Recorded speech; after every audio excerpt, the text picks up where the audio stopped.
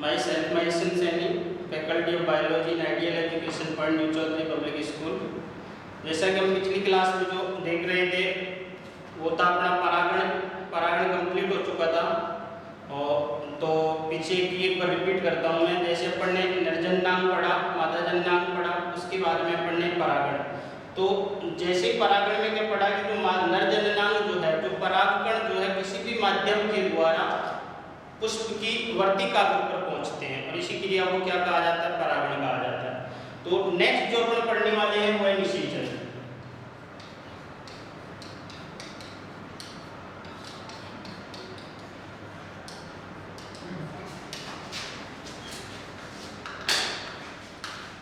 Next जो है वो है निषेचन। देखिए, तो निषेचन में क्या किया जाता है कि जो नर युग्मक और मादा युग्मक जो है, नर युग्मक व मादा युग्मक आपस में मिलकर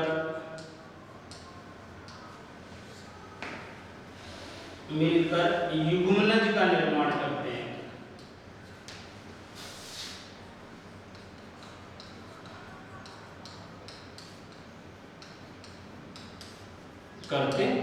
इसी प्रक्रिया को क्या कहा जाता है? निषेचन कहा जाता है। तो नर युग्मक जो अगुणित होता है, मादा युग्मक ये भी अगुणित होता है, दोनों आपस में मिलकर किसका निर्माण करेंगे? नई संतति अर्थात युग्मनज का। और युग्मनज जो होगा यहाँ पर क्या होगा? फूल। तो इसी प्रक्रिया को क्या कहा जाता है? निषेचन कहा जाता है। अगर निषेचन की बात करते हैं तो सबसे पहले निषेचन के बारे में जो बताया वो किसने बताया? स्टार्सबर्गर ने। स्टार्सबर्गर जो था तो इसने लीलियम पादप जो था इस पर किसके बारे में? निषेचन के बारे में बताया। उसके बाद में अगर अपन देखते हैं पादप जो होते हैं, पादपों में निषेचन की जो प्रक्रिया होती है अलग अलग चरणों में संपन्न होती है। तो इन अलग अलग चरणों को अपन एक एक करके देखते हैं। जैसे सबसे पहला जो चरण होगा उसमें क्या किया जाता है कि जो परागकण होता है वो मादा पुष्प की वर्तिकाग्र पर पहुंचता है और मादा पुष्प की वर्तिकाग्र पर पहुंचने के बाद में उसका आइडेंटिफिकेशन किया जाता है। तो यहाँ पर पहले चरण में क्या किया जाता है? वर्तिक स्त्री केसर और परागकण की आपस में क्रिया होती है। स्त्री केसर व परागकण अंतःक्रिया। और इस क्रिया के द्वारा क्या किया जाता है? इस परागकण का क्या किया जाता है? आइडेंटिफिकेशन किया जाता है। इसकी पहचान की जाती है। क्या की जाती है? पहचान। क्या पहचान की जाती है? स्त्री केसर और परागकण दोनों में क्रिया होगी और उस क्रिया के द्वारा, स्त्री केसर के द्वारा इस परागकण को क्या किया जाता है? पहचाना जाता है कि ये परागकण जो है ये अपनी ही जाति का परागकण है या नहीं। अगर अपनी ही जाति का परागकण है तो ही आगे प्रोसेस अर्थात परागनलिका का निर्माण होगा, अन्यथा परागनलिका का निर्माण नहीं हो। अगर किसी दूसरी जाति का परागकण गलती से वर्तिकाग्र के ऊपर पहुंच गया तो परागकण जो है इसका क्या नहीं होगा? परागंकुरण अर्थात पोलन ट्यूब का निर्माण नहीं होगा। अगर गलती से हो भी जाता है तो आगे पोलन ट्यूब वृद्धि नहीं कर पाएगी। तो ये क्रिया जो होती है इसके द्वारा, स्त्री केसर के द्वारा की जाती है। सबसे पहले जो क्रिया होती है उसके द्वारा पहचान की जाती है किसकी? परागकण की। दूसरी अगर अपन बात करते हैं तो दूसरी क्रिया में क्या किया जाता है? अब देखो इधर दूसरी क्रिया, जैसे मान लो ये क्या है? वर्तिकाग्र। ये वर्तिकाग्र, ये वर्तिका। अब परागकण जो है वो कहां जाएगा? इस वर्तिकाग्र के ऊपर। ये क्या है? जैसे ये परागकण का अंतःचोल हो गया और ये परागकण का कौन सा चोल है? बाह्यचोल।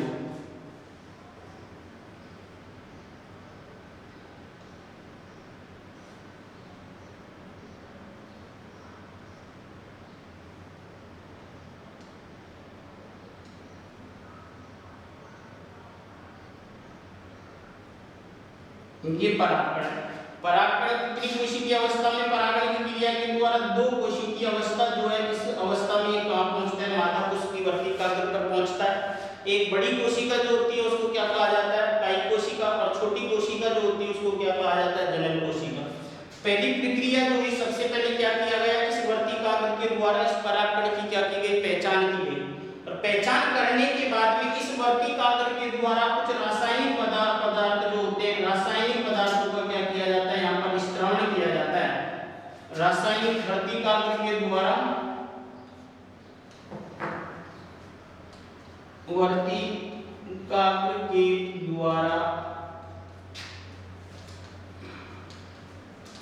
और रासायनिक पदार्थों का स्त्रावण किया जाता है। इसमें कौन कौन होंगे मुख्यतः, जैसे शर्करा और जल। मुख्यतः क्या होते हैं, शर्करा और जल का क्या किया जाता है, वर्तिकाग्र के द्वारा स्त्रावण किया जाता है। और स्त्रावण करने के बाद में यहाँ पर स्त्रावण करने के बाद में क्या किया जाएगा, जो अवशोषण किया जाता है, इसकी अगर प्रक्रिया अपन देखेंगे तो परागकण जो है, परागकण के द्वारा रासायनिक पदार्थ जो है, रासायनिक पदार्थों का क्या किया जाता है, अवशोषण किया जाता है। क्या होगा यहाँ पर, अवशोषण किया जाता है। तो क्या होगा कि वर्तिकाग्र जो है, उस वर्तिकाग्र ने क्या किया, रासायनिक पदार्थों का स्त्रावण किया। और रासायनिक पदार्थ शर्करा और जल जो है, अब ये परागकण क्या करेगा, उनका अवशोषण करेगा। और अवशोषण करके, जैसे अवशोषण का से जो जनन छिद्र जो है वहां पर क्या नहीं पाया जाता, स्पोरोपोलिन नहीं पाया जाता है, और वहां से जल और शर्करा का अवशोषण करता है। तो अंतःचोल जो होता है परागकण का, ये तो कौन सा, बाह्यचोल, और ये जो है इसका कौन सा चोल है, अंतःचोल। ये अंतःचोल क्या होता है, बाहर की तरफ वृद्धि करता है, अर्थात ये जो जनन छिद्र है, इन जनन छिद्रों से परागकण बाहर की तरफ क्या करेगा, वृद्धि करेगा। अगर अपन देखते हैं यहाँ पर, जैसे जल का अवशोषण कर लेता है परागकण का, ये जो है ये परागकण का अंतःचोल है, और ये परागकण जो है इसका कौन सा चोल है, बाह्यचोल।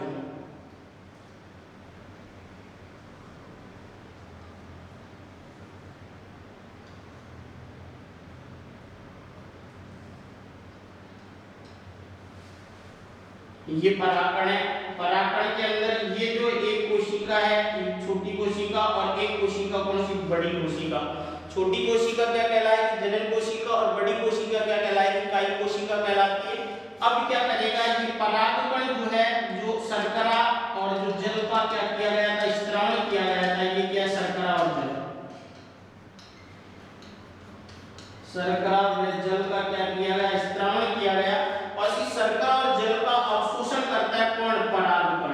ये परागकण अवशोषित करके ये जनन छिद्र जो है, इस जनन छिद्र से अंतःचोल जो है बाहर की तरफ क्या करेगी, धीरे धीरे ग्रो करेगी, धीरे धीरे क्या करने लग जाएगी, बाहर की तरफ वृद्धि करने लग जाएगी। एक जनन छिद्र से अंतःचोल जो है बाहर की तरफ ग्रो करके क्या करेगा, बाहर निकलता है। और इसी प्रक्रिया जो होती है, इसी को क्या कहा जाता है, परागकण का अंकुरण। तो रासायनिक पदार्थों का अवशोषण किया जाता है, और क्या होता है, परागकण का तथा परागकण का अंकुरण होता है।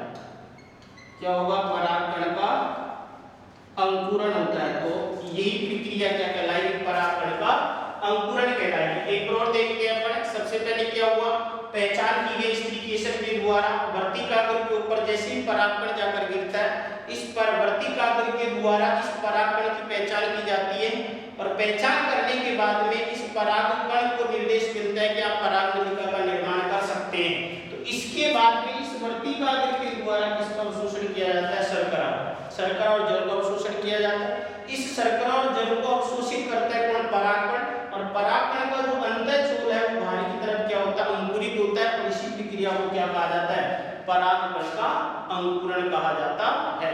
उसके बाद में जैसे परागकण का अंकुरण हो जाता है, चौथी स्टेप में पराग नलिका जो है वो क्या कर देती है, बाहर की ओर वृद्धि करती है, पराग नलिका की वृद्धि जो होती है वो फोर्थ स्टेप में देखते हैं।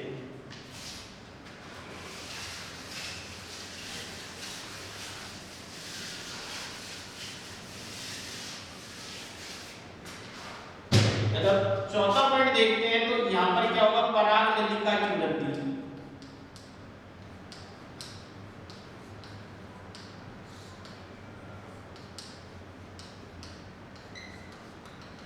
अब पराग नलिका जो है वहां से जनन छिद्र जो है, ये क्या है, जनन छिद्र।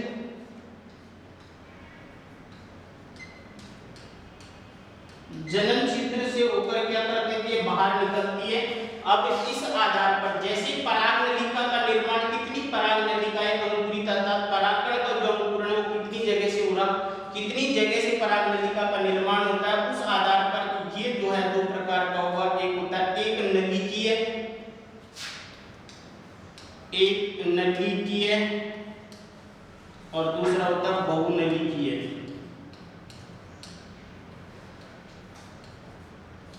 एक नलिकी में क्या होगा, केवल एक पराग नलिका का निर्माण होगा, केवल एक पराग नलिका का निर्माण होता है। और बहुनलिकी में क्या होगा, एक से अधिक पराग नलिका, एक से अधिक पराग नलिका का निर्माण होता है। ज्यादातर कंडीशन में तो क्या होगा कि एक परागकण जो है उससे एक ही पराग नलिका का निर्माण होता है। तो ये पराग नलिका की क्या होगी, अब वृद्धि। आगे अब देखते हैं पराग नलिका की जो वृद्धि होगी वो कहाँ होगी, वर्तिका में। अब इस आधार पर कि पराग नलिका की वृद्धि करें तो उस आधार पर ये वर्तिका जो होती है वो दो प्रकार की होती है। एक होती है खोखली वर्तिका,